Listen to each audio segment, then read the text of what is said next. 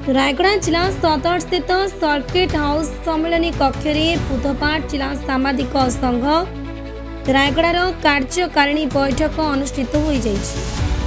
संघ द्वारा मनोनीत परिचालना कमिटीर जिला सभापति बादल कुमार तांको सभापतित्व अनुष्ठित यह बैठक में कार्यकारी सभापति श्याम कुमार दास, साधारण संपादक विद्याभूषण पंडा, कोषाध्यक्ष मनोज जेना समेत परिचालना कमिटीर 90% सदस्य उपस्थित थिले। बैठक प्रारंभ में साधारण संपादक श्री पंडा स्वागत अभिभाषण देवा सह कमिटी सदस्यों परिचय प्रदान, वार्षिक विवरणी पाठ और बैठक उद्देश्य उपस्थापन करते।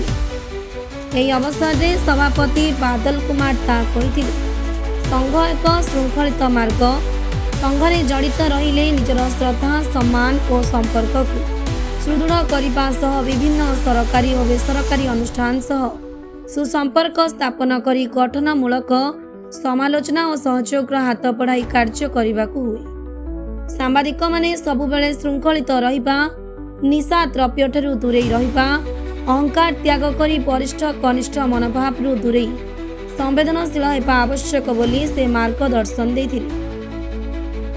जड़े व्यक्ति एकाधिक पदवी रही संगठन परिचालना करने उचित नुहे बोली से निजर व्यक्तिगत मत रखिथिले। बैठक में जिलार विभिन्न अंचल सांबादिकों समस्यार समाधान, दिवंगत सांबादिकों परिवार को सहायता, दुर्घटनाग्रस्त सांबादिकों को सहायता प्रदान विषय आलोचना होइतिला।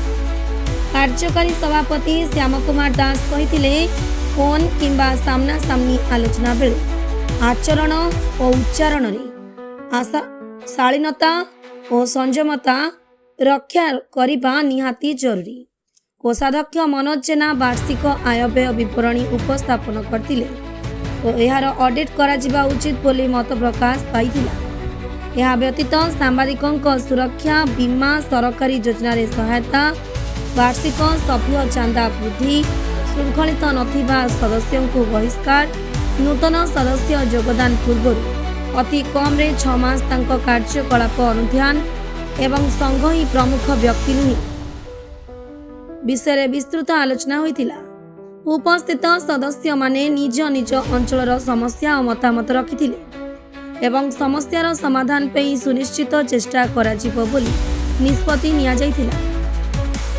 शेषरे जिला सभापति अनुमति क्रमे संपादक प्रसाद लिमा समस्त को धन्यवाद अर्पण करथिले एवं कार्यकारी सभापति श्री दास सभा समाप्त घोषणा करथिले। रायगड़ा जिला प्रतिनिधि नरोत्तम पाढ़ी रिपोर्ट, कोरापुट समाचार ओडिशा।